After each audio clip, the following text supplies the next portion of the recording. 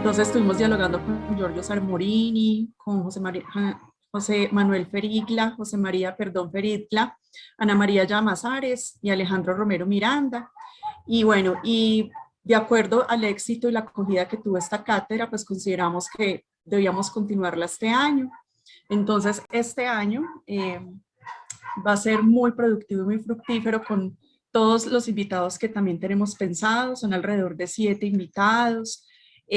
Recordemos que ya tuvimos nuestra primera cátedra hace un mes, que estuvimos dialogando y conversando con Noé Arley Arteaga Toro, que es antropólogo.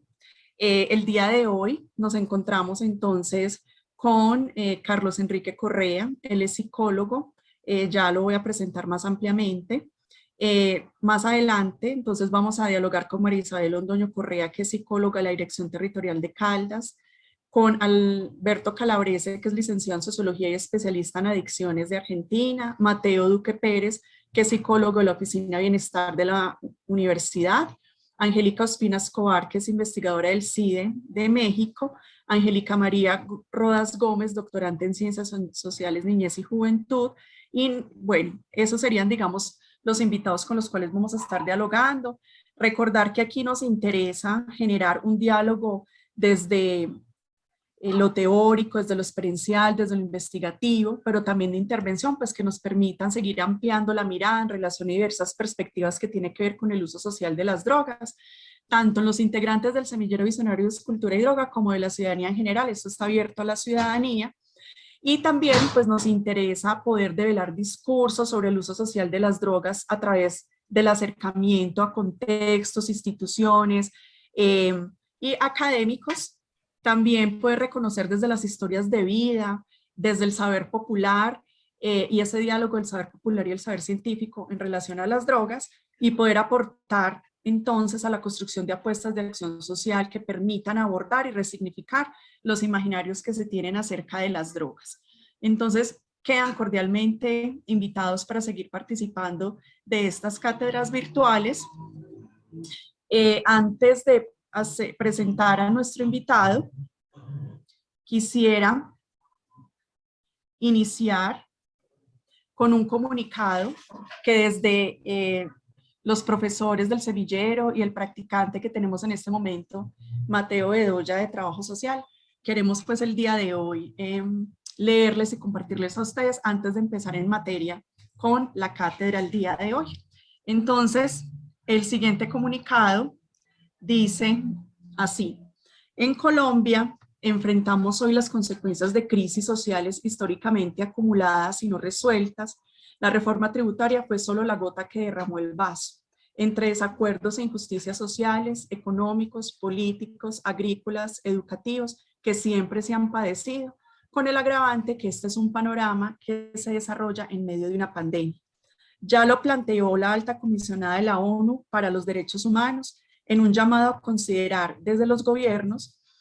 La pandemia ha concentrado, expuesto y alimentado las desigualdades que resultan de la débil gobernanza del desarrollo, el cambio climático, la paz y la seguridad. El continuo aumento de los movimientos de protesta en todo el mundo refleja estas crisis socioeconómicas y políticas y las oportunidades previas inadecuadas para la participación. Ningún gobierno puede darse el lujo de ignorar estas poderosas demandas de cambio. En este sentido, reconocemos y celebramos que nuestra sociedad, especialmente representada en las nuevas generaciones, asiste a un despertar de conciencia política activa. Como lo propondría el sociólogo Anthony Giddens, son momentos históricos para que, como sociedad civil, reivindiquemos los derechos fundamentales que un Estado tiene para con sus ciudadanos. Son las presentes manifestaciones y movilizaciones que vivimos una representación de todo el descontento, sufrimiento y la instrumentalización de la política. Esto ha provocado una reacción policiva y represiva de enfrentamientos constantes que generan una mayor grieta entre un gobierno indolente que oprime a su pueblo y los que exigimos un inaplazable cambio. Una política reflexiva debe caracterizarse para que la protesta esté acompañada de la propuesta. Ya lo planteaba el sociólogo colombiano Orlando Falsborda. Las comunidades de base, organizaciones sociales, sindicatos históricos, jóvenes, grupos étnicos, entre otros, deben propender por el diálogo como dispositivo de escucha de la voz de los silenciados. En el marco de estas jornadas de manifestación por el paro nacional, se hace necesario que la dignidad y la vida del pueblo impere sobre los intereses políticos de los actores involucrados, que se generen pronunciamientos, se pongan a un lado la soberbia e indolencia y se proteja a los líderes y lideresas sociales para que paren los disparos entre ciudadanos. Desde el Semillero Visionarios Cultura y Drogas hacemos un reclamo por la implementación de los acuerdos de paz pactados con la antigua guerrilla de las FARC y el apoyo para las pequeñas y medianas empresas. Se replanteen las reformas que se presentan como lesivas para la ciudadanía y se respeten las garantías democráticas. Se escucha a las comunidades en espacios de diálogo regional para la visibilización de las preocupaciones, la reducción de la tensión social y la prevención de la violencia. Exhortamos a la acción política y pensante de un mejor Estado y nación, un compromiso para superar las etapas del conflicto socioestado que actualmente se agudiza. Rechazamos de manera categórica el uso desmedido de la fuerza del Estado ante la sociedad civil que visibiliza y cuestiona en buena hora el inconformismo y las injusticias de un gobierno indiferente a la realidad de la nación. Lo que ahora nos ocupa es movilizarnos con objetivos claros, no divididos por intereses particulares. El pueblo debe pensarse como una verdadera opción de poder y de transformación. Mientras sigamos en las calles, seguirá viva la esperanza de mejorar nuestras condiciones actuales de vida. Apoyamos el paro nacional. Atentamente, los profesores del colectivo El Semillero Visionarios y el practicante de trabajo social. Muchas gracias. Muy bien. Entonces ya, iniciando de manera formal con la cátedra el día de hoy, entonces voy a presentarles a nuestro invitado. Nuestro invitado entonces es Carlos Enrique Correa Lagos, psicólogo clínico, psicoanalista y magíster en culturas y drogas, con 9 años de experiencia, 11 en el trabajo investigativo frente a las drogas, docente investigador.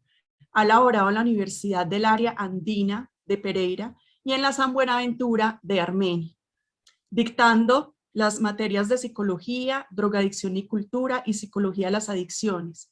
Se dedica actualmente también al tratamiento psicoanalítico del problema de adicciones y otros temas más. Es miembro del Comité Microcurrículo como egresado de la Maestría en Culturas y Drogas y del Semillero Visionarios de la Universidad de Caldas. Profesor Carlos Enrique Correa, entonces, bienvenido, le damos la palabra. Muchas gracias, profesora Ángela. Bueno, este texto con el que precedes esta cátedra, uno no se puede quedar sin comentarlo, así sea una impresión inicial. Lo que estamos viviendo en este momento es una manifestación, como lo decías en el texto, de cosas acumuladas y de deudas culturales y sociales que tiene el gobierno con nosotros como sociedad.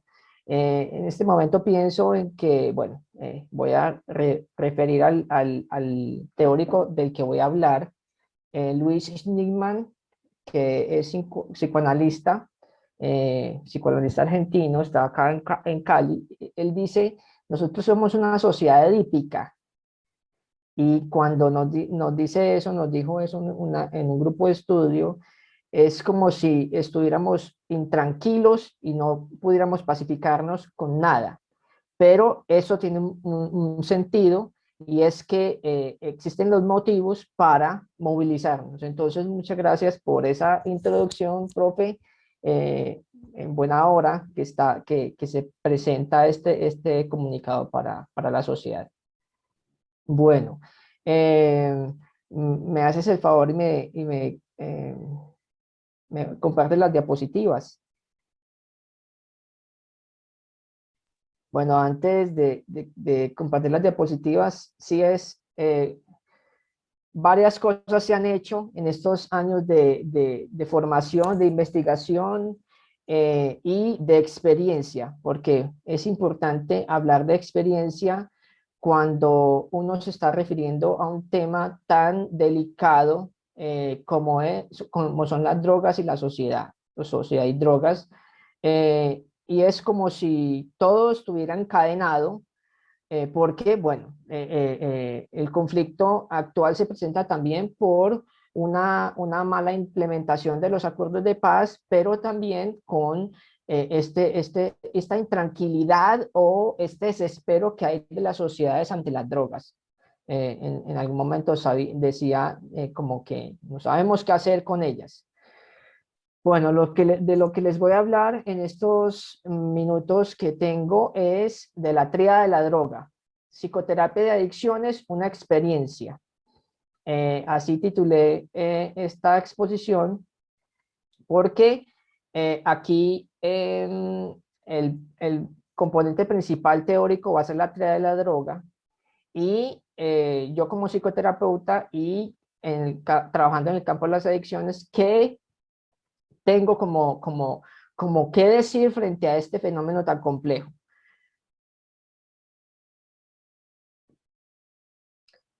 Bueno, entonces el contenido va a ser la teoría de la droga, psicoterapia de adicciones, definiciones de las categorías del título, porque no son nada fáciles de digerir, son bastante amplias. El tratamiento, en segundo momento, cómo se trabaja la adicción, la toxicomanía y la farmacodependencia, que hablan de un solo objeto, pero tomado desde varios ángulos que implican la ética y la forma de entrar en contacto con los consumidores o con los adictos.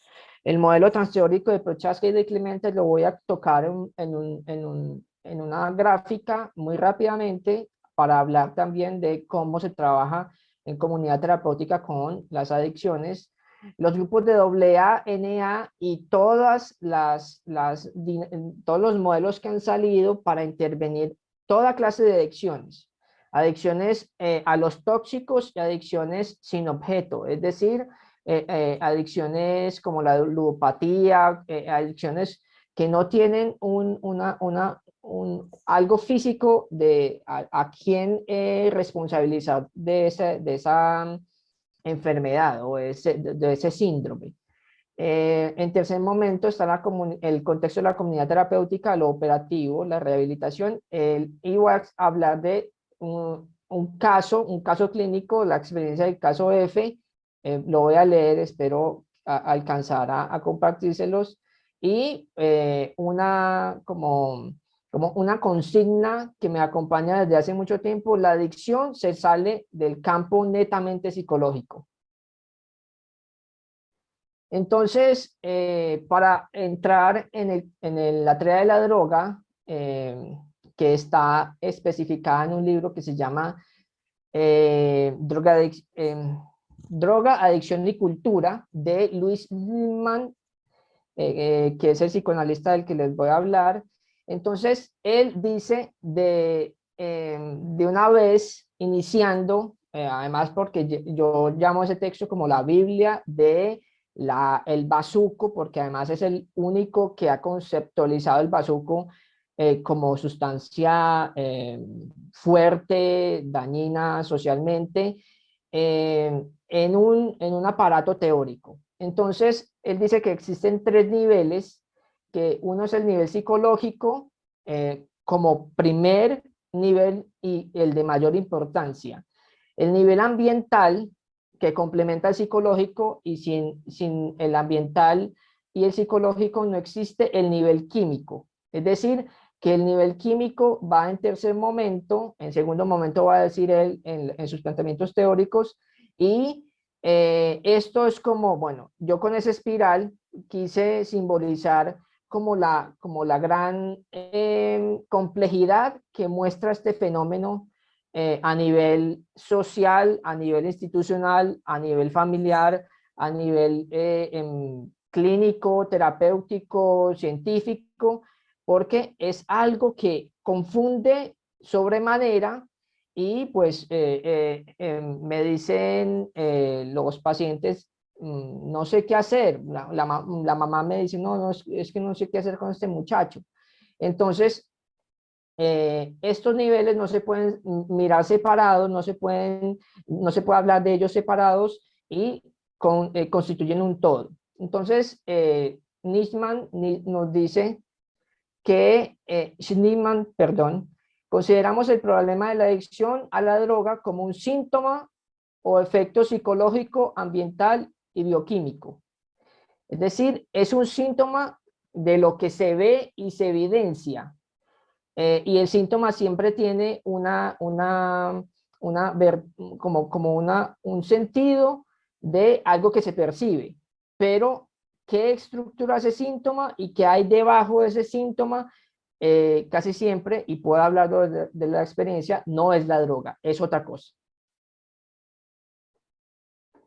Entonces, para entrar a hablar de los niveles de la teoría de la droga, en primer momento nos encontramos con el nivel psicológico. Schnickman nos habla en el libro de un caso clínico, un desencadenamiento y una crisis psicótica por el consumo de marihuana por primera vez. Y la marihuana como una sustancia no del nivel del bazuco, no del nivel de la heroína, y desencadena esta estructura o este brote psicótico en un sujeto consumidor ocasional, se puede decir. Entonces, aquí con este caso, Schnickman lo que nos dice es que hay que ver la particularidad y la diversidad de este fenómeno.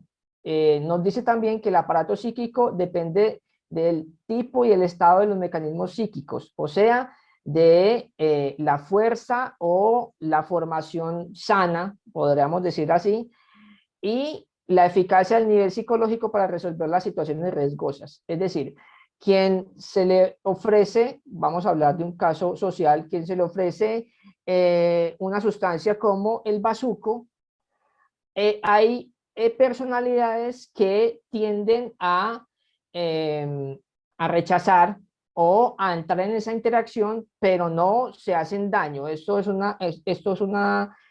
un descubrimiento de mis investigaciones, y específicamente en la investigación de maestría, y es que hay usadores de bazuco en pipa, ¿sí? Y entonces, ¿por qué? Porque tienen fuerte el nivel psicológico. Es decir, bueno, aquí más abajo se habla de bastón y callo, que ya voy para allá, y pueden como tramitar esas tensiones o ese fenómeno del nivel ambiental de una manera que no es dañina, ¿sí?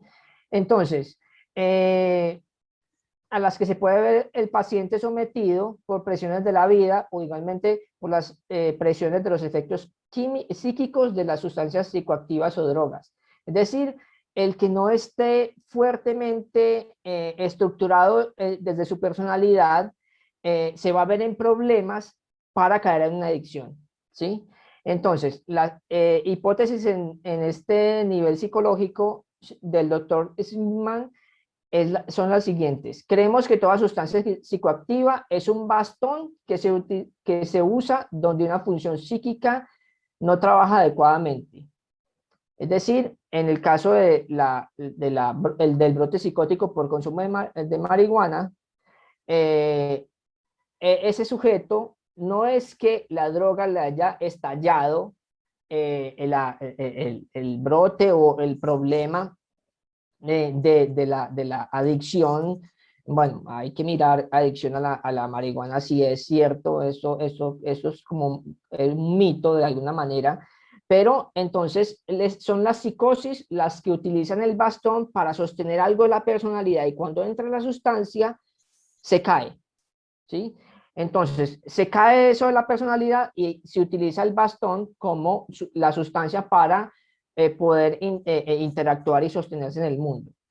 Y la segunda, hay un esquema psíquico donde la represión en una forma neurótica grave ha llegado a imponerse con intensidad y llega a formar un callo psicológico. Es decir, los sujetos que les decía yo que consumen bazuco y pues saben llevarlo, ¿sí? Es usar el bazuco y no caer en una adicción.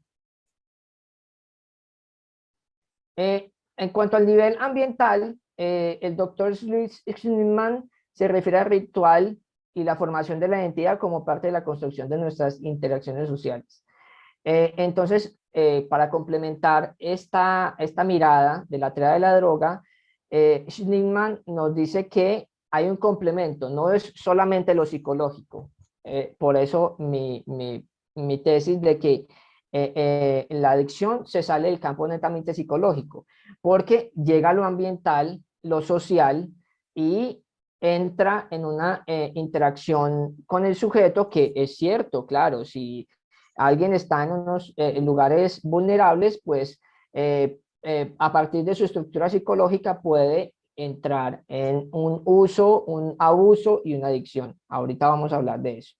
Entonces, el caso de Gerardo y Lalo también está conceptualizado y están determinados por sus sistemas familiares. Es decir, Gerardo tenía una familia sana, Lalo no, y estaban en un mismo tratamiento psicoterapéutico y en comunidad terapéutica, y entonces Lalo recae. ¿Por qué recae? Porque su hermano lo lleva a una situación familiar que siempre se repite y siempre se repite y como que hacen nacer su dificultad. Entonces, eso es importante mirarlo porque entonces estamos obligados o convocados más bien a mirar cuál es el caso del consumo, del uso, abuso o adicción. Porque pueden existir 10 consumidores de heroína chutada, pero los 10 tienen una historia diferente y los 10 se van a relacionar con la heroína de una manera particular. Unos van a usarla y otros van a caer en abuso y adicción. Entonces, Schlickman nos habla del ritual cerrado, que, bueno, uno lo puede evidenciar en las dinámicas de consumo. Es aquel que destina todas sus conductas a un sujeto o a un solo objeto. Se repite de forma idéntica todas las situaciones. Yo me hago la imagen del consumidor de bazuco que llega a la olla, arma su pipa y lo que hace es repetir eso incansablemente durante todas las noches. Puede ser un reciclador que trabaja en el día, pero en las noches va y se gasta mucho dinero, 100 bichas, que es el caso que conozco. Las bichas aquí en Armenia cuestan 1.000 pesos, y entonces pues él como que cae en ese ritual y en ese ritual cerrado y no puede salir. En segundo momento llega la psicología familiar. Entonces yo voy a hablar un poco de mis investigaciones y puedo decir que puedo tener unas hipótesis, y es que en la familia existe una responsabilidad. En algún momento en otro escenario lo decía, además de una organización frente al afecto que influencia al sujeto adicto. O sea, la madre específicamente es muy importante para el consumidor o el adicto. Entonces, y por ejemplo, las dinámicas familiares, el papel del padre, por ejemplo, que puede ser un lugar débil, un lugar que no opere la autoridad, no la autoridad consciente, sino inconsciente, y todas unos cúmulos de relaciones con sus hermanos y todo esto. Y lo coloca en el lugar de objeto. El adicto, al adicto, bueno, yo no voy a hablar de teorías generales, pero en mi clínica sentía que en algún momento en la comunidad terapéutica un sujeto específicamente me hablaba de que le habían depositado todo. Le depositaron todo de la familia, la muerte del padre, toda la presión que tuvo, y bueno, y se convirtió en un consumidor de benzodiazepinas. Un consumidor, no, un adicto de benzodiazepinas que tuvo muchos problemas con su vida y bueno, llegó a comunidad terapéutica, pero es como si le hubieran depositado varias cosas discursivamente en un discurso heredado, porque no me hablaba de los padres, sino también de los abuelos y todo esto, y comienza a ese sujeto a ser ese objeto al que todo el mundo deposita, y esa carga pues se puede asociar necesariamente o justamente a una adicción.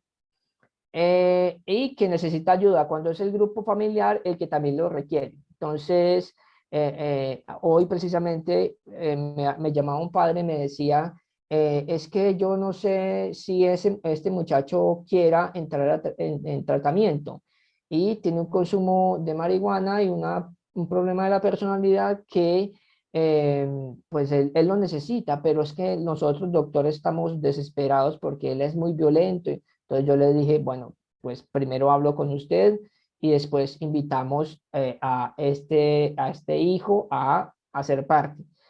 El adicto terminó actuando la obra de teatro de su familia, en un rechazo a la autoridad del padre o a su ausencia y una dependencia emocional recíproca con la madre. Es decir, esa relación con la madre es muy importante para el nivel ambiental y el adicto. Bien, el nivel químico hay que evaluar la situación individual, el caso por caso, ¿sí? Lo que les decía, no es que todos los consumidores de marihuana se parezcan, entonces hay que hacer todo lo mismo con ellos. No, porque justamente el nivel químico nos va a decir que se ubica en segundo lugar el consumo de la sustancia. Entonces, colocamos la capacidad del nivel químico de producir adicción como efecto de los otros dos niveles. Es decir, un adicto no es solamente usador o consumidor compulsivo de la sustancia. Debe de haber algo en el nivel psicológico y el nivel ambiental para que se forme una adicción, ¿sí? Que no se pueda controlar. Eso se acuerda frente a las investigaciones mundiales y todo lo que se ha avanzado en la droga. La realidad es el estímulo más poderoso, dice Schneemann. Las drogas psicoactivas son sustancias de efecto secundario al que ejerce la realidad sobre la mente y el cerebro. Cualquier droga, por más fuerte que sea, su potencial químico depende de la interacción con el nivel psicológico, historia del sujeto, su personalidad y carácter y las relaciones anímicas. El nivel ambiental, los rituales, la identidad, la socialización y las instituciones, para que se establezca la adicción, el abuso y no el uso. Es decir, que si ustedes se pueden dar cuenta, se necesitan muchas cosas para que se forme un adicto.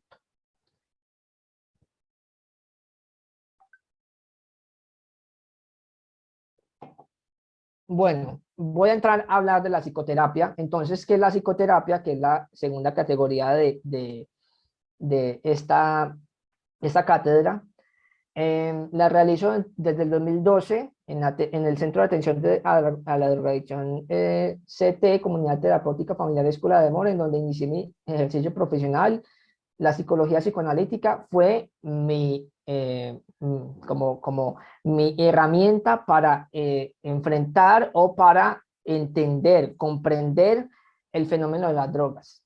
A múltiples drogas, vi adictos a múltiples drogas, no solamente con la sustancia, tiene problemas de relacionarse, sino con la familia y otros, y nosotros como grupo trabajamos en una microsociedad, es decir, la comunidad terapéutica es una microsociedad que tiene todos los fenómenos que se presentan en una sociedad, robos, deshonestidades, todo esto. Entonces, la comunidad terapéutica lo que hacía era regular eso. Yo en psicoterapia, que ahorita vamos a ver el ambiente que utilizaba, lo que hacía era recibir a ese paciente y mirar juntos, porque además yo no era el que estaba analizándolo, sino que mirar juntos cuál era su dinámica con las drogas, pero también con su propia historia de vida.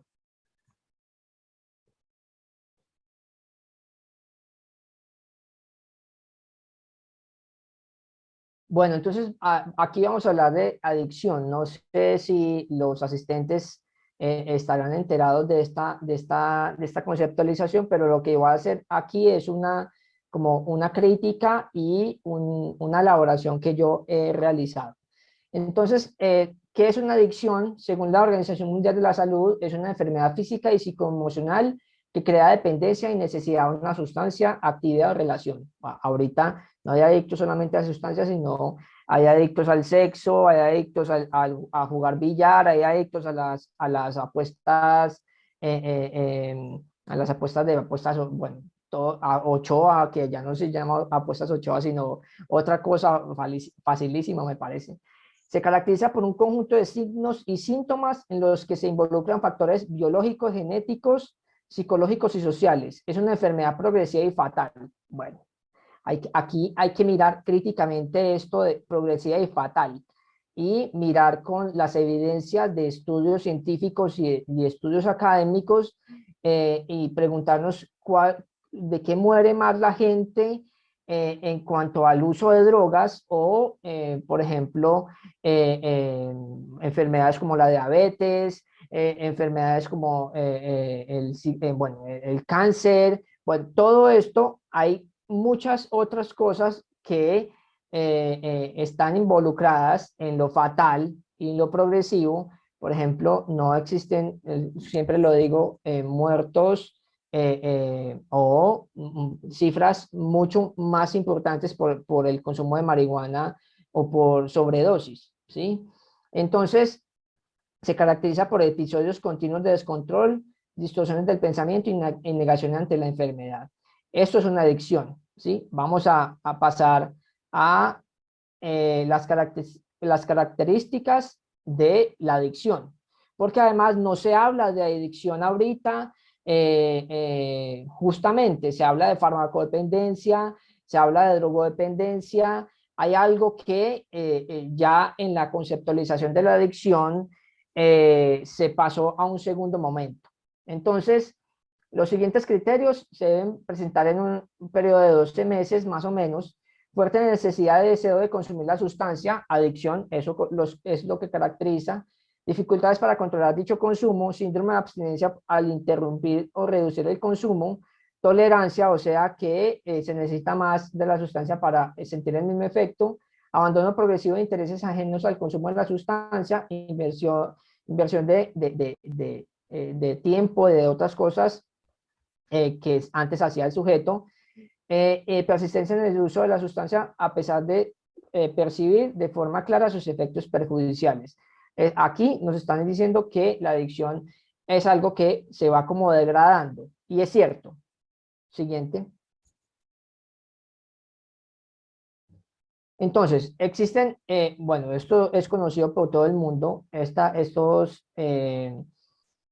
conceptos. La experimentación es el caso donde la persona, guiada por la curiosidad, se anima a probar una droga y pues cancelando su consumo y controlándolo. Es la experimentación. El uso es el compromiso con la droga es bajo, los fines de semana, bueno, todo lo que el consumo social está dentro de estas dos categorías, y estas dos categorías no tienen nada de perjudicial, ¿sí?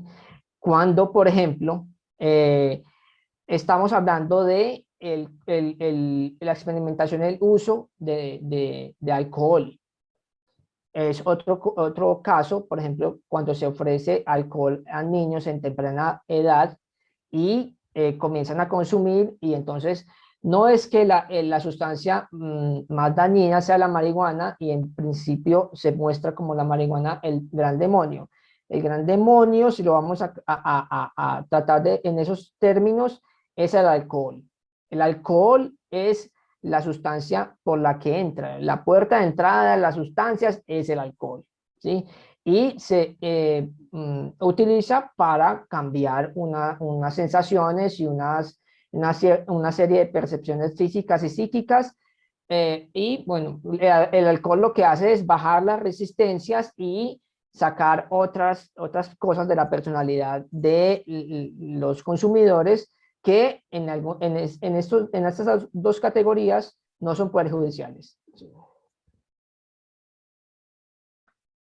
Bueno, vamos a hablar del abuso. Aquí ya comienza el problema. Entonces, el uso se hace regular durante casi todas las semanas, y hay episodios de desintoxicación. La imagen lo dice ya, los jóvenes ya comienzan a interactuar mucho más en socialización y comienzan a hacer un consumo más excesivo. En el ejemplo, el alcohol en una intoxicación es cuando ya se presenta una resaca, lagunas mentales.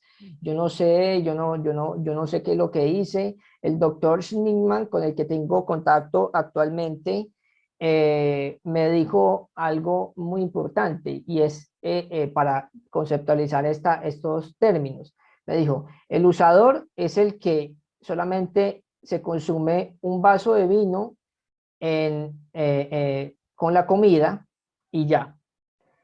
El abusador entonces coge la botella de vino, entonces arma como la fiesta y comienza a comportarse socialmente como no es. Es decir, como así que el doctor se quitó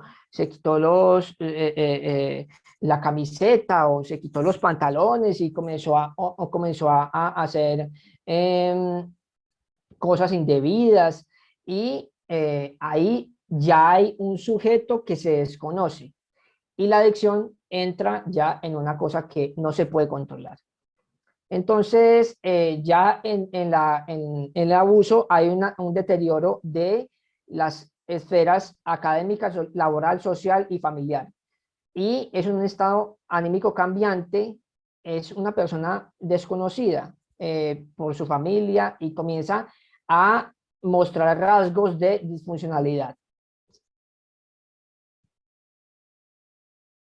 Y la adicción es la relación, las relaciones con los amigos y la familia se rompe totalmente, entonces se gira en torno a la droga y trae dificultades académicas y laborales. La búsqueda de la droga se realiza de forma compulsiva, entonces alguien está murado o alguien está, bueno, con síndrome de abstinencia y comienza a robar y comienza, pero también eso es un estereotipo, ¿sí?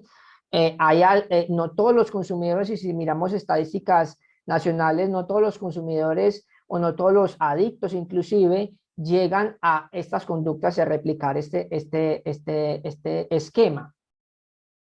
Es difícil la abstinencia, hay un compromiso orgánico. Aquí entran entonces las drogas como la heroína y el bazuco, y hay conductas de riesgo. Todo esto es lo que se ha dicho en sociedad de las drogas y todo esto, que nos meten el miedo de la droga es, bueno, la mata que mata. Sí, es un comercial que inclusive hace poquito lo escuché. Y bueno, ninguna mata mata y hay que respetar. Siguiente. Entonces, el análisis es el siguiente. La farmacodependencia es el concepto que nos dice que es un estado psíquico y a veces físico y resultante de la interacción entre un organismo y un fármaco. Se caracteriza por modificación del comportamiento y otras reacciones que comprenden siempre un impulso irreprimible a tomar el fármaco. Se hace de forma periódica, pero entonces aquí nos están hablando de un organismo que puede ser cualquier organismo, ¿sí? Y un fármaco, es decir, que está en el interior de los estudios científicos. En comparación de la toxicomanía, el concepto de farmacodependencia es de 1980. La toxicomanía es de 1954 más o menos, y es el que elimina la farmacodependencia para ubicarse en el primer lugar. Entonces es un estado de intoxicación periódica y crónica generado por el consumo reiterado de una droga natural o sintética. Sus principales características son un deseo invencible o necesidad de seguir consumiendo la droga, procurársela por cualquier medio, la adicción, tendencia a aumentar la dosis, una dependencia de orden psíquico y generalmente físico en cuanto a los efectos de la droga. Y aquí viene lo más importante: efectos nocivos para el individuo en su mundo subjetivo y la sociedad. En el anterior concepto de la farmacodependencia no existía esta manera de hablar de las cosas. Entonces, aquí el mensaje es mirar las cosas con responsabilidad. No está bien ir juzgando y entonces ir diciendo, no, es que todos los adictos entonces están perdidos. No, aquí hay que mirar desde la ciencia y desde lo académico y desde de la intervención, cómo hemos tratado este fenómeno. Este fenómeno viene directamente heredado de un discurso político estadounidense. La guerra contra las drogas y todo lo que se generó a principios de los años 60, a finales de los 60 y principios de los 70. Entonces, ¿cómo es importante tener una mirada crítica y no andar creyendo entonces en estereotipos? Entonces llega una paciente un paciente y me dice, es que mi mamá no me deja fumar marihuana. Y yo trabajo, doctor, yo no tengo ningún problema con la marihuana, pero entonces mi mamá me dice, es que si usted comienza consumiendo marihuana, va a terminar consumiendo bazuco y va a terminar en la calle. Ese sujeto tenía 24, tiene actualmente 24 años y está consumiendo marihuana desde los 16 y no se ha vuelto habitante de calle. Entonces aquí hay que mirar las cosas objetivamente y no dejarnos creer o no dejarnos intoxicar por estereotipos. El tratamiento y cómo se trabaja la adicción. Este fenómeno no es exclusivo de lo médico. Cambió de ser criminal el adicto a ser un enfermo. Ese es el discurso actual. Pero existen diferentes grupos de profesionales y no profesionales que aportan a la terapia. Es decir, que aportan a los grupos de AA, los grupos de NA, que además he tenido también la experiencia de que son muy importantes. El modelo transteórico de cambio de Prochaska, que es el modelo utilizado en la comunidad terapéutica para atravesar todo el tratamiento, dice que no todo paciente parte de una predisposición adecuada que garantice poder iniciar y mantener cambios en su conducta adictiva. Entonces, ellos ya están diciendo que no todo mundo, a no todo mundo le funciona este modelo. Rápidamente, el modelo que utilizan las comunidades terapéuticas en la que estuve, en la Escuela de Amor, primero es la precontemplación, es la etapa donde el sujeto no está muy convencido de dejar de consumir y no conoce los pros y los contras de usar la sustancia, tiene un falso o un débil convencimiento de el tratamiento. Esto se da más o menos en un mes de estar en comunidad terapéutica. Entonces existen como varias etapas y varios roles que utiliza la comunidad terapéutica como la figura del hermano mayor que lo recibe y comienza a guiarlo en el tratamiento. La contemplación, si es consciente de que existe un problema, se considera abandonar la conducta adictiva en los próximos meses. Es decir, que acá hay ya un compromiso firme con el cambio. Hay contempladores que son conscientes de los pros y los contras, pero también están entre avanzar y retroceder en ese proceso. Entonces, el cambio todavía se tiene que como avanzar y se tiene que considerar. La preparación o determinación en la etapa donde se llevan a cabo pequeños cambios de la conducta adictiva.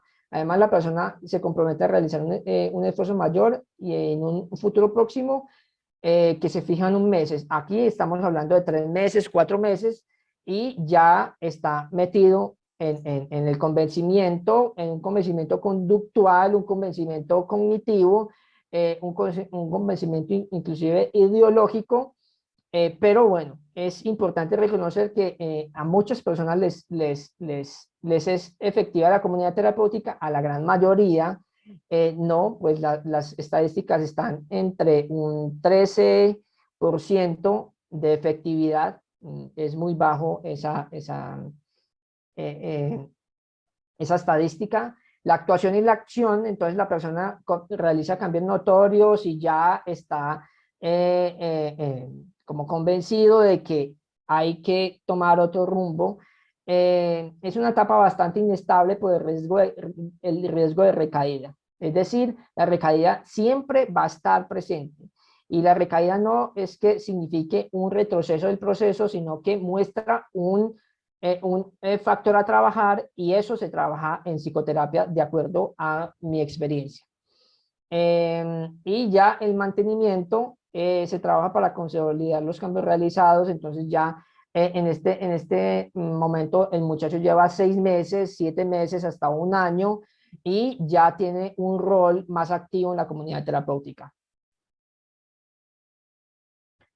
Bueno, la comunidad terapéutica es un modelo de tratamiento residencial para la rehabilitación de drogadictos. Es sin duda la que mejor resultados ofrece para un determinado perfil de drogadicto, pero desaconsejable para otros. Entonces voy a pasar muy rápidamente. Esto lo saqué de Elena Gotti en un libro que se llama Comunidad Terapéutica, y ella como que reflexiona todo lo que pasa al interior. Entonces, bueno, a 37 minutos quiero comenzar y quiero comentarles el caso F. Profe Ángela, por favor, me proyecta el PDF. Claro que sí, profesor Carlos. Ya Mateo nos Bueno, está ayudando con el asunto.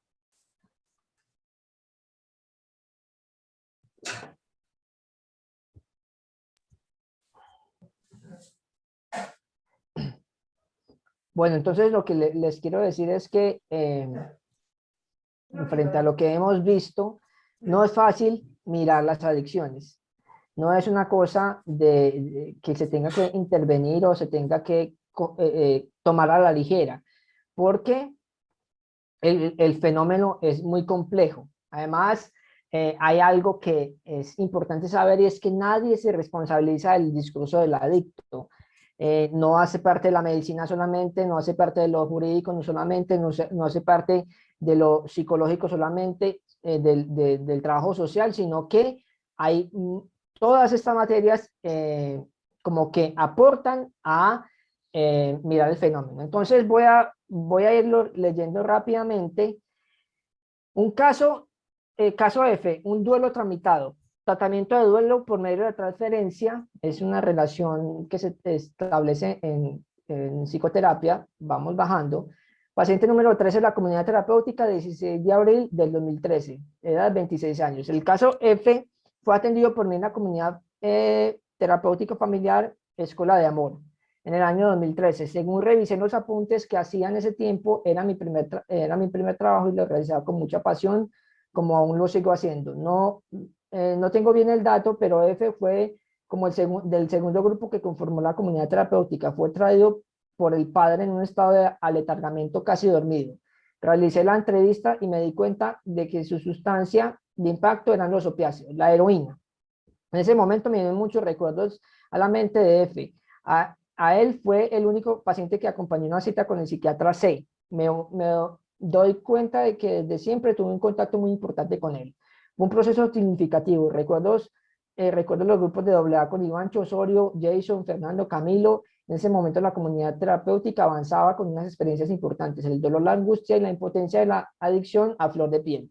En este momento quiero comunicar una experiencia del trabajo de duelo que realicé con F, producto de una intervención transferencial, es decir, un sentir el dolor del paciente. Ahora pienso que en ese dolor de F estaba escondido, defendido y hacía parte de sus mecanismos defensivos.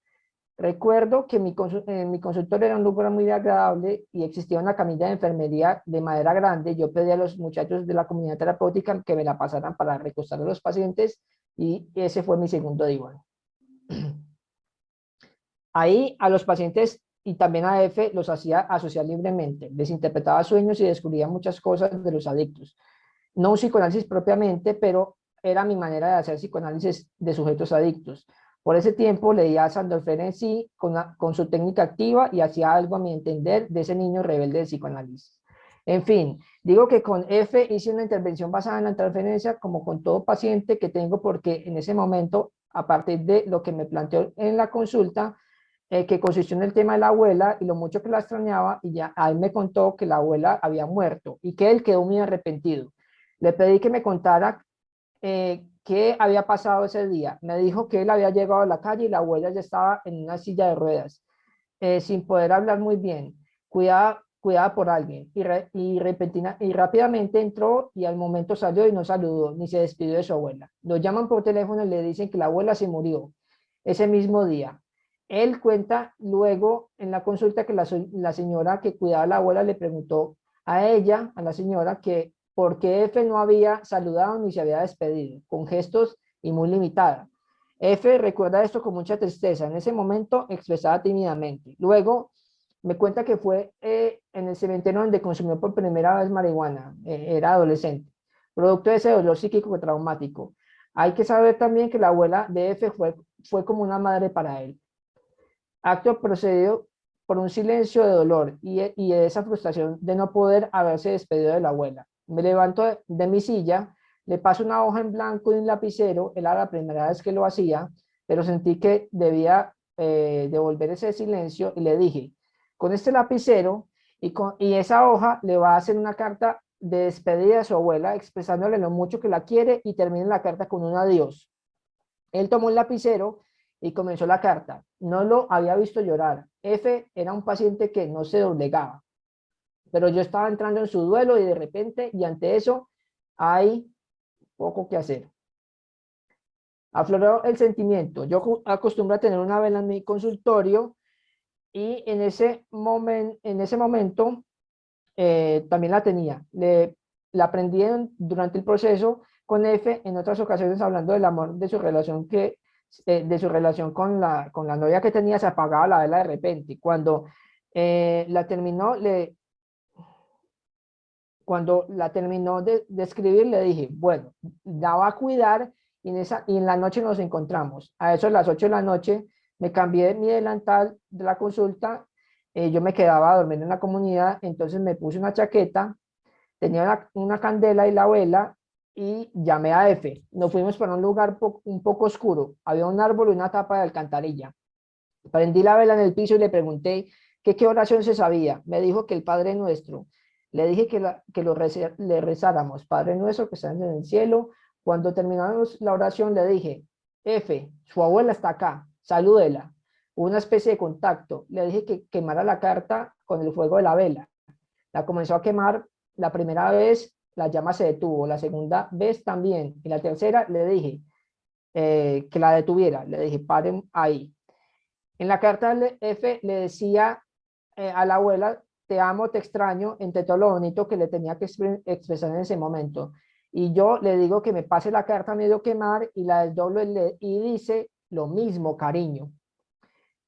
Eso pasó en el año 2013 y hoy, 25 de agosto del 2020, cuando lo escribo, se me eriza la piel y me da una nostalgia. Que relaciono con lo agradable de ese duelo resuelto y con la reciente muerte de mi abuela que todavía extraño, yo también. La reacción en ese momento fue algo muy intenso. Lo que le dije fue, le contestó su abuela desde el más allá.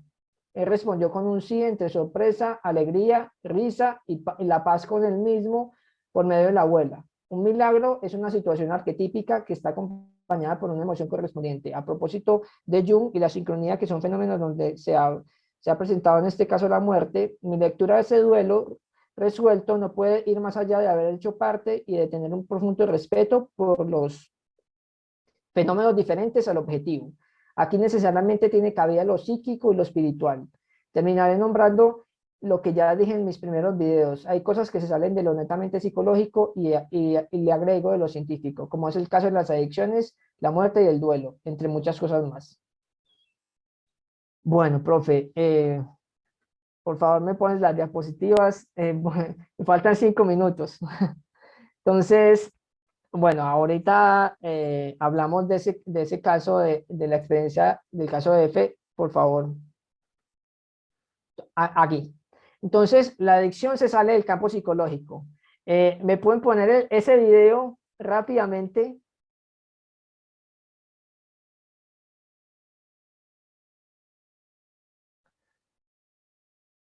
Ese era mi campo, el consultorio con la camilla de enfermera muy clásica, eh, y la comunidad terapéutica. Es muy bonita esa comunidad terapéutica. Bueno, existen las instalaciones, ahorita no existe la comunidad terapéutica, pero lo que les decía, acompañado por Elena Gotti, es que la principal característica de la comunidad terapéutica es que debe reproducir una sociedad, una microsociedad, para que el tratamiento sea, bueno, en principio adecuado y comience el sujeto a entrar en un cambio de hábitos. Entonces, ya les hablo de los tipos de comunidad terapéutica también. Bueno, no creo que alcance. Vamos a ver el video.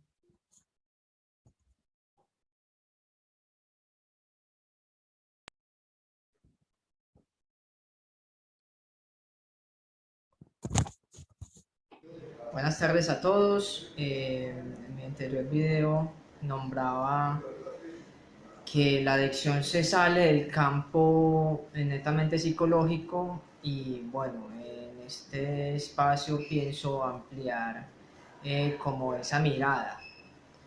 La adicción es como conceptualizada frente a la falta de control que tienen los sujetos que consumen sobre su vida y sobre sí mismos y sobre sus esferas sociales, familiares, políticas.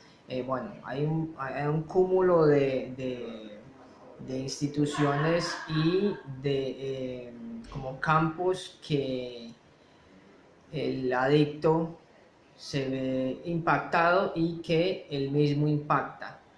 Entonces, ¿qué hace la psicoterapia frente a la adicción?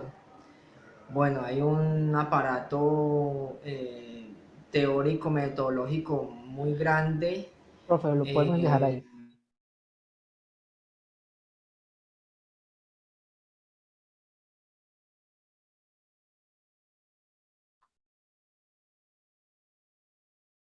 Aprendizajes que hace un paciente en comunidad terapéutica. Eso se sabe. Bueno, entonces lo que les decía en este minuto y medio, esta es la comunidad terapéutica, vamos a pasar, existen diferentes tipos de comunidad terapéutica. Siguiente, profe. Existen los grupos de alcohólicos anónimos que se han formado para tratar este problema de la adicción, no el uso, el abuso, no, sino la adicción como en un campo cerrado y en una terapia, una terapia de autoayuda. Estos son los 12 pasos de Alcohólicos Anónimos en todos los grupos de Alcohólicos Anónimos, no solo para el alcoholismo, sino para la drogadicción, la sexualidad, los sexólicos anónimos, los comuneros compulsivos anónimos, los ludópatas. Se encuentra esta filosofía, psicólogos, médicos y psiquiatras la recomendamos, ya que por ella se ha recuperado mucha gente. Bueno, entonces vamos al siguiente, profe, a mirar estas imágenes. Entonces, Elena Gotti lo que dice también es que un adicto llega a la comunidad terapéutica y encuentra a unos pares pues, para que comience el tratamiento junto a ellos y junto al aparato terapéutico y pueda comenzar a tratar su problema y tenga una recepción de personas que lo pueden ayudar. Entonces, siente miedo, su realidad, percibe su realidad, siente miedo y la acción es que la acción a realizar es que, bueno, se enfrenta, se queda o se va. Siguiente. Entonces aquí hay unas opciones, es decir, evitar el dolor, percibir el fuego, el peligro, siente miedo y la acción es que huye y se aleja. Es decir, esa es la reacción natural y la reacción que todos tenemos frente a un peligro. Siguiente, un displacer. Aquí el adicto, lo que plantea Elena Gotti es que se queda encapsulado. Es decir, que no percibe ese miedo, no reacciona y se queda pues con su sustancia y la sustancia es la que le va a ayudar a, a llevar su problema. Entonces, por ejemplo, existen consumidores o adictos que dicen, no, es que no tengo ningún problema, es que el problema lo tiene mi mamá, mi papá, la sociedad, es que yo consumiendo cocaína o consumiendo bazuco estoy bien, ¿sí? Entonces, aquí hay que mirar cuál es la ubicación del consumidor y el adicto frente a su trama personal y frente a sus propios conflictos. Entonces, bueno, ya voy a dejar acá porque se me fue el tiempo. Muchas gracias. Muchas gracias, profesor Carlos Correa, por todos los elementos que nos ha aportado el día de hoy. Mateo, por favor, nos cuentas o nos ayudas aquí a moderar el espacio de preguntas, por favor, con los participantes.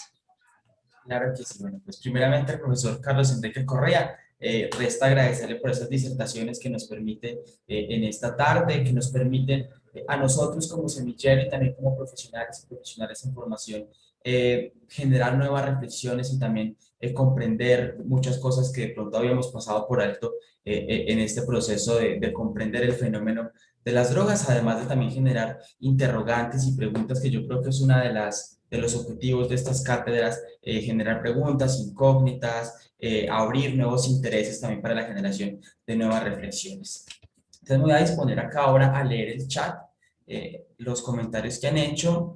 John Olarte nos dice, una buena tarde, sería importante para complementar esa exposición, revisar el MyTUS y TUS, además de las rutas integrales de atención, RIAS, que permite visibilizar los diferentes modelos o estructuras de intervención en adicciones. Muchas gracias a John Olarte. No sé si de pronto alguien tenga alguna pregunta, algo que de pronto queramos que el profesor Carlos Enrique nos pueda profundizar en este tema que nos ha venido desarrollando.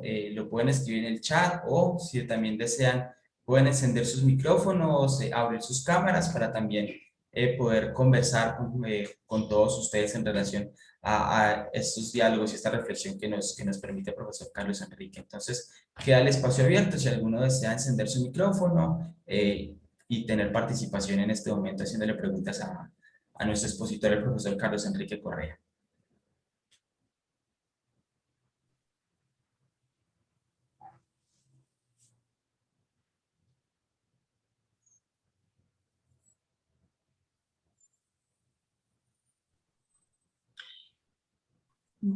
Bueno, yo quisiera, bueno, por aquí Federico está haciendo una pregunta a través del chat, entonces, bueno, sería interesante que leamos la pregunta de Federico y yo ya más adelante comento. Claro que sí, profesor, voy a leer la pregunta de Federico Aristizábal. Él nos pregunta, ¿cuáles son los porcentajes de pacientes adictos por estrato socioeconómico? ¿Se pueden identificar factores ambientales específicos que contribuyan a la patología de cada uno de estos respectivamente? Bueno, ¿le puedo responder a Federico? Claro que sí, Claro que sí, profe, profesor. adelante. Bueno, Federico, muy buenas noches, buenas tardes, noches ya. Es una pregunta muy interesante. Hay que mirar los estudios nacionales sobre el consumo de drogas, los estudios cuantitativos que se han hecho. Yo lo que puedo decir es del estudio del 2013, del 2016, que muy poco se dedican los estudios, y esto es una crítica también personal y de la experiencia, muy poco se dedican los estudios a mirar el factor ambiental, ¿sí?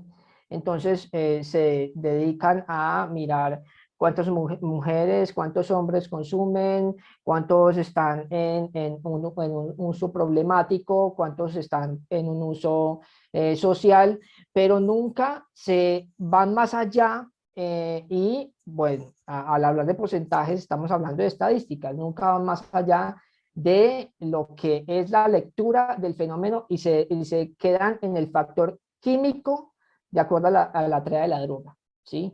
Se quedan en el factor químico, en el psicológico no ahondan, ¿sí? Porque son estudios más que todo cualitativos, estudios que van a mirar el caso o a mirar sujetos específicos, los que amplían este panorama y los que nos dan datos específicos.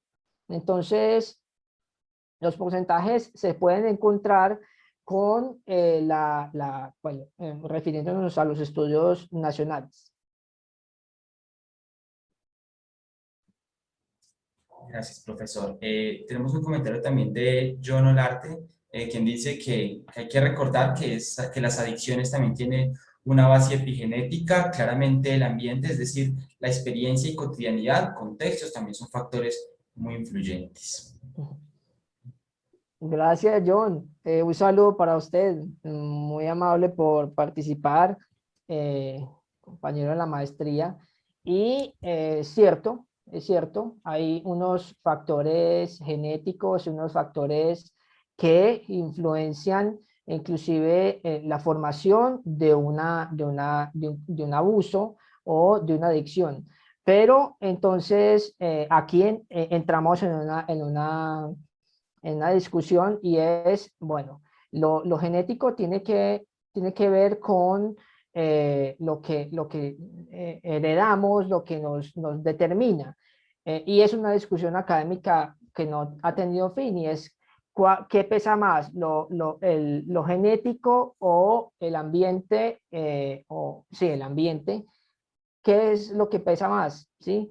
Entonces, claro, hay que mirar también en cuanto a pacientes, el caso por caso, qué de esto viene determinado por el cuerpo y las dinámicas del mismo, ¿sí?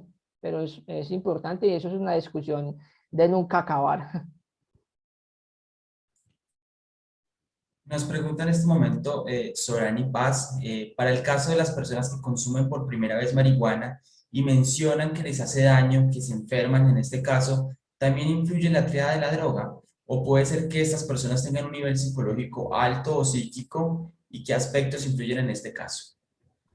Sí, pues si mencionan que por el consumo de marihuana se enferman, es decir, que hay algo en el nivel químico que está influenciando el cuerpo, ¿sí?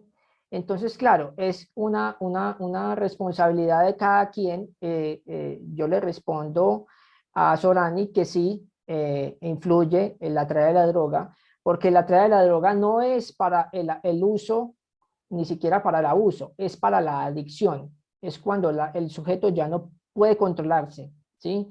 Entonces, si consume por primera vez marihuana y siente que le hace daño y tiene, por ejemplo, una personalidad, una estructura de la personalidad, un carácter fuerte, pues dice, no, yo no vuelvo a probar marihuana. Eh, el, el, el, el, Como el preconcepto o la creencia popular es, no, es que usted prueba marihuana, le queda gustando y va a seguir. Entonces, aquí el nivel psicológico tiene una gran importancia y el nivel psicológico, como lo plantea Schnickman, es el primero que influencia una adicción. ¿Qué aspectos influyen en este caso? Claro, la triada. La triada influye en determinar si una persona se vuelve adicta o se queda en el uso o pasa al abuso.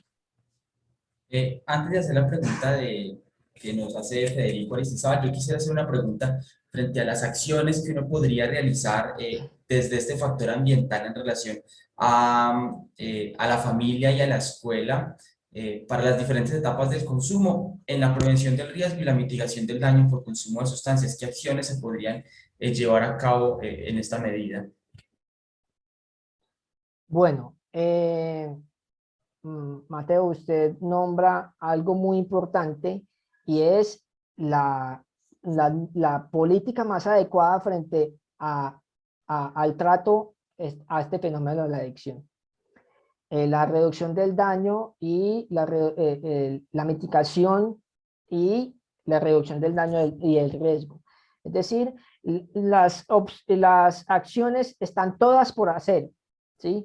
Es decir, cuando un sujeto en lo ambiental se muestra como compulsivo, se muestra totalmente, bueno, para utilizar un concepto o un término de los adictos, poseído, es importante mirar porque no todos van a llegar a la clínica, no todos van a necesitar psiquiatras, psicoterapia, sino que es importante de los círculos sociales cercanos, bien sea la familia, bien sea los amigos, comenzar a identificar y poder implementar estrategias como la reducción del riesgo. Entonces, la reducción del riesgo sería, está consumiendo bazuco en pipa.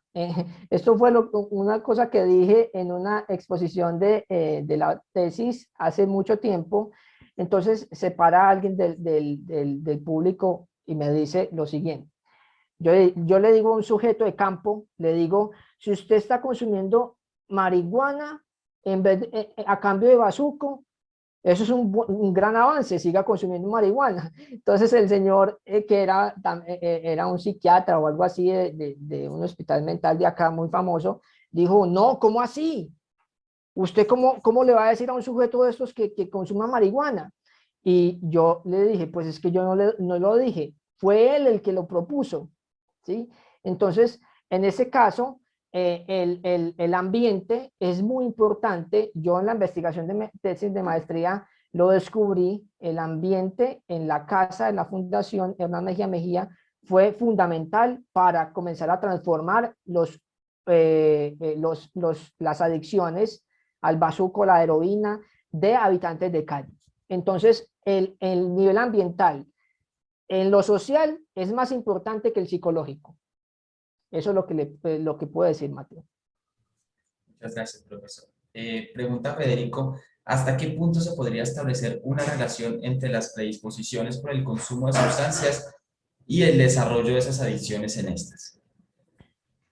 Bueno, la predisposición, como lo nombraba John ahorita, es una realidad, ¿sí? Pero la predisposición no solamente desde lo genético. Hay desde los grupos de AA, se tiene una teoría de la adicción como una alergia de afinidad. Es decir, los alcohólicos son alérgicos, no se pueden aguantar el sostener un consumo de alcohol, no pueden aguantar decir que no. Pero entonces aquí hay una predisposición histórica del sujeto.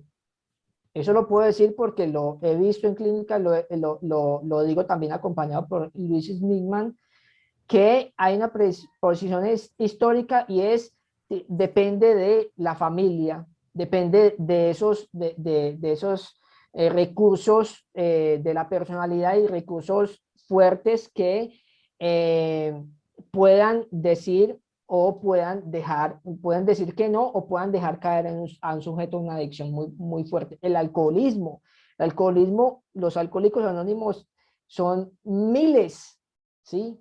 Y es que no fue suficiente el aparato de la intervención en las adicciones para ellos, porque esto es además una sustancia legal y tiene una historia. Entonces, por ejemplo, para responder la pregunta de Federico, me decía un paciente con el que asistí a grupos de apoyo, me decía, es que mi papá, yo tengo una foto con mi papá que me está dando alcohol, me está dando un trago, y yo estoy de 1 año y medio, y él me está dando un trago.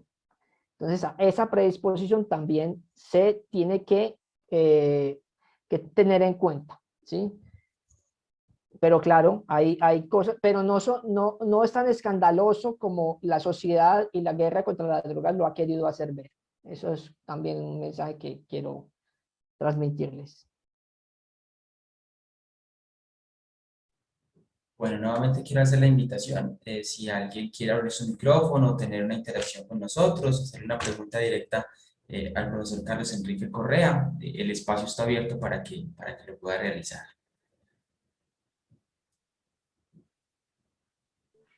Bueno, yo quisiera hacer una pregunta, profesor Carlos, y es relacionada pues como con el asunto de las creencias. En este caso hablemos de la religión, porque digamos que al visitar o al conocer algunas instituciones que llevan a cabo procedimientos terapéuticos, digamos que muchas de ellas se basan en este aspecto. Dentro de tu experiencia, ¿qué podrías hablarnos en relación a esto? Si esto se convierte en un aliado también en relación como a las otras estrategias que se piensan de acuerdo al caso de las personas. Entonces, bueno, no, básicamente es como que, ¿cuál es tu experiencia con este asunto? Sí, las comunidades terapéuticas no lo alcancé a exponer, pero están planteadas sobre modelos religiosos.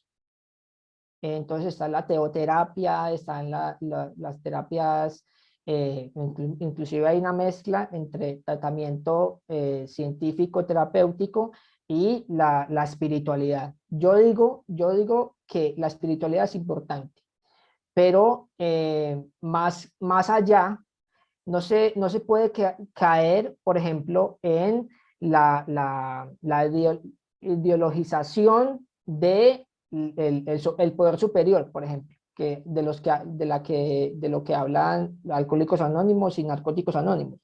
El poder superior es el que va a sacarme de esto porque yo estoy enfermo, ¿sí? Y yo estoy poseído por esta enfermedad. Entonces, dependiendo por ejemplo, en las comunidades terapéuticas, el modelo de la creencia en el poder superior es importante. Yo lo puedo decir así, es importante, pero no es suficiente.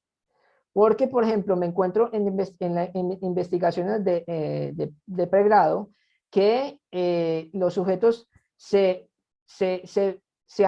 asocian a esta imagen del poder superior para desresponsabilizarse y decir, no, es que es usted Dios el que me va a quitar la adicción. Además, si estamos de acuerdo con la teoría de la droga, no es el químico el que hay que eliminar, es que hay que mirar la relación que establece, por ejemplo, ese sujeto con su padre, como representante y significante de Dios, ¿sí?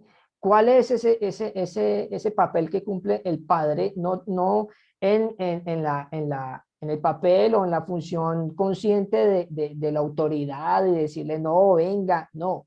Es cuál es la inscripción de ese sujeto del padre o de la madre para llevar su proceso terapéutico. Entonces es importante Dios, pero no es suficiente. ¿Sí?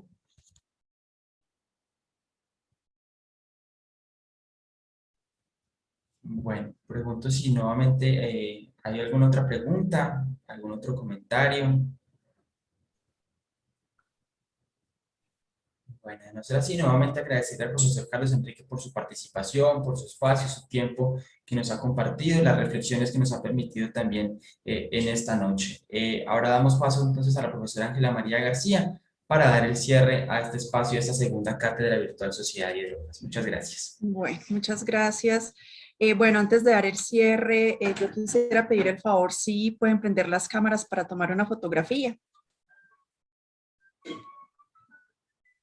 Muchas gracias, John.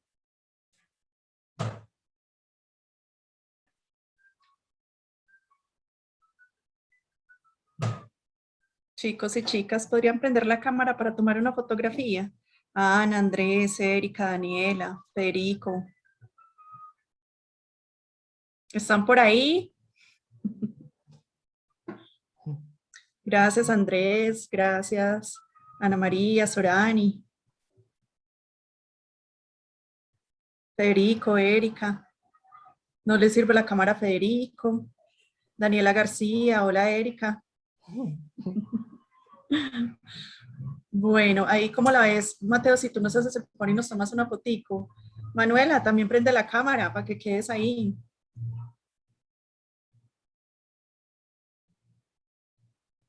Manuela. Gracias. Bueno, listo. Daniela García, ¿dónde estará? Bueno, creo que tomémosla así. Pongan su mejor ángulo.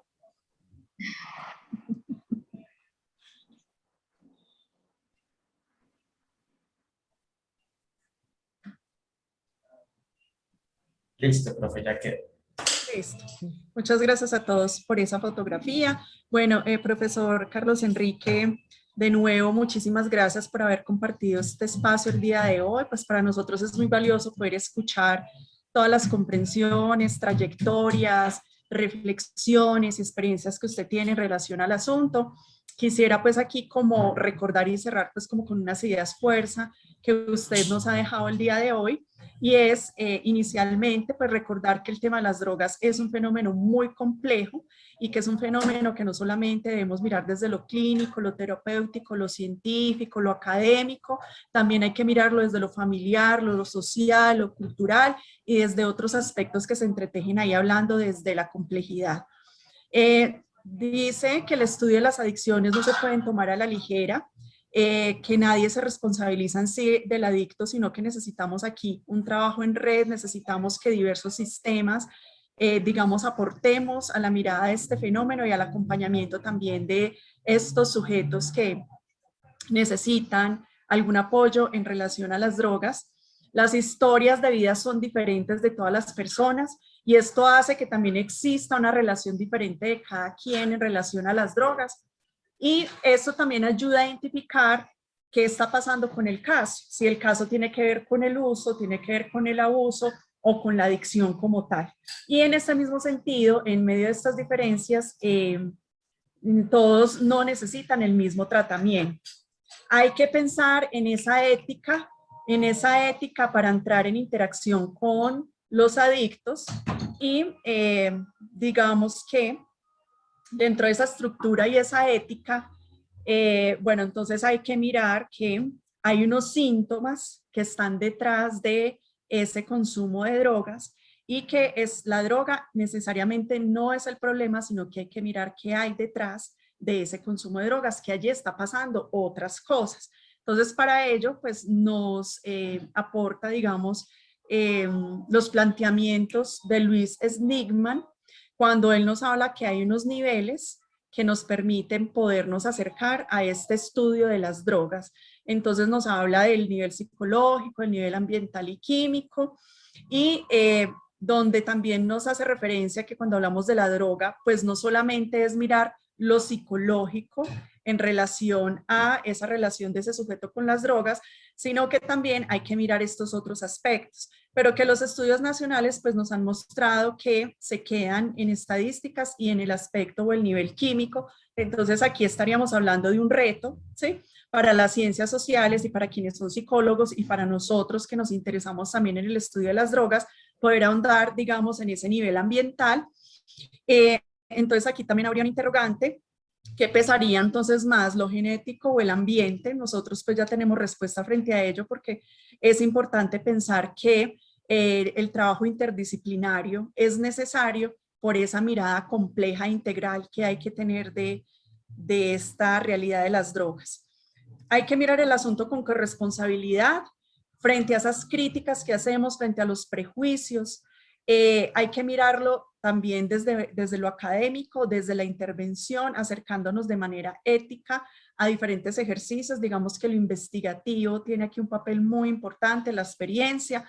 Y en ese sentido, cuando hablamos de esos prejuicios y esas críticas, tenemos que reflexionar que hay discursos que nosotros tenemos que hemos heredado y que esos discursos tienen que ver con una mirada estadounidense en este caso, que es importante entonces seguir cultivando una mirada crítica y no dejarnos intoxicar por los estereotipos. Digamos que esta cátedra nos ayuda mucho en ello porque estamos mirando diversas miradas, perspectivas, experiencias, resultados de investigaciones de personas que se han acercado a este asunto y discusión de las drogas, que nos puede permitir ampliar esa noción y esa relación que vamos teniendo con esta discusión.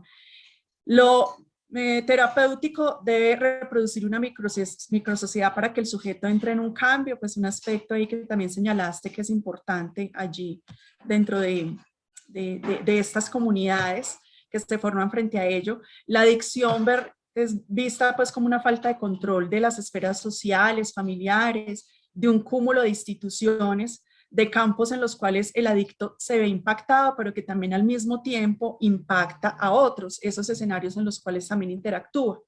Entonces, pensar también que esto es un asunto que se relaciona con una predisposición histórica, donde influye tanto lo familiar, también como dijimos ahora, las miradas, digamos, de los modelos y de los intereses de otros países, pero también miremos aquí nuestros contextos, también influye los recursos familiares que a nosotros nos rodea y de allí podemos entender también cuáles son nuestros discursos y nuestras relaciones en relación con las drogas.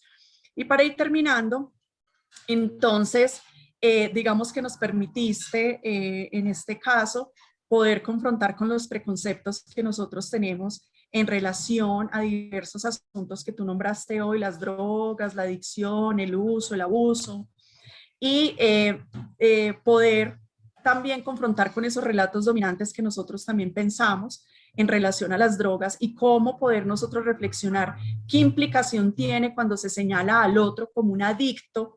Cuando lo vemos en una relación con las drogas, sabemos que hablar de adicción es un asunto muy distinto, hay que conocer qué está pasando en ese sujeto para poder mirar si estamos hablando de una adicción o una relación muy distinta, como por ejemplo, está en un nivel de experimentación, que como tú lo decías, es un nivel de inicio, pero en el momento no hay, digamos, gran riesgo, pero sí puede conllevar, digamos, a que pase a otros niveles. Entonces aquí es seguir entonces pensando, los invito en esa triada de cuando hablamos de las drogas como asunto complejo, seguir pensando que hay que pensar o que hay que estudiar o que hay que acercarnos, hay que observar, hay que conversar, hay que escribir sobre esa relación entre el contexto, el sujeto y la sustancia para poder seguir ahondando en este asunto. Entonces, bueno, de nuevo, muchas gracias por todos tus aportes. Pues esperamos que nos sigas acompañando en los siguientes encuentros que tengamos para seguir conversando contigo y con lo que tú has estudiado y sabes de las drogas. Muchísimas gracias a ti y a todos pues, los que han asistido el día de hoy a la cátedra. Recordemos que las cátedras son cada mes y que dentro de un mes tendremos una nueva cátedra. Profesor Carlos, si quisiera regalarnos unas palabras antes de cerrar la sesión. Bueno, yo les puedo, bueno, lo que les quiero compartir es un podcast de Julián Quintero, sociólogo investigador que ha trabajado para los gobiernos de Uribe, en Échele Cabeza, Cuando se da en la cabeza, todas estas políticas públicas. Ese podcast es muy interesante. Acá se los dejé en el chat. Yo he venido hablando de varias cosas. Hice un Facebook Live sobre la trata de la droga, donde hablo de otros factores y otras cosas que pueden ser importantes para quien quiera conocer más de este planteamiento, que es un planteamiento nomás, porque no es totalizante. Esto solamente es un ejercicio de reactualización y de descubrir varias cosas. En este momento mi sitio para descubrir es la clínica. Entonces, bueno, agradecerles a todos por la asistencia, y por ahí dejé mi página de internet para los que quieran contactarme y pues para seguir hablando de esto. Hago parte de visionarios de la maestría, entonces es un gusto para mí siempre estar con ustedes. Saludos a los Muchísimas asistentes. gracias. Muchas gracias, profesor Carlos. No sé si el profesor Manuel está por ahí también para dar unas palabras de cierre, no lo veo. ¿Cierto que no? Parece que tuvo que desconectarse. Sí, sí, él estaba fallando el internet también. Bueno, de nuevo, mil gracias. Entonces nos seguimos encontrando, seguimos dialogando. Muchas gracias por los podcasts. Tenlo por seguro que van a ser de gran utilidad. Entonces, tú nos los haces llegar por qué vía, profesor Carlos. Ya están en el chat. Ah, bueno, listo. Están listo. en el chat y están por el YouTube. Listo. Muchísimas gracias entonces a todos y a todas. Que descansen. Muchos éxitos. Hasta luego. Que estén muy bien. Hasta luego. Mil gracias. Hasta luego.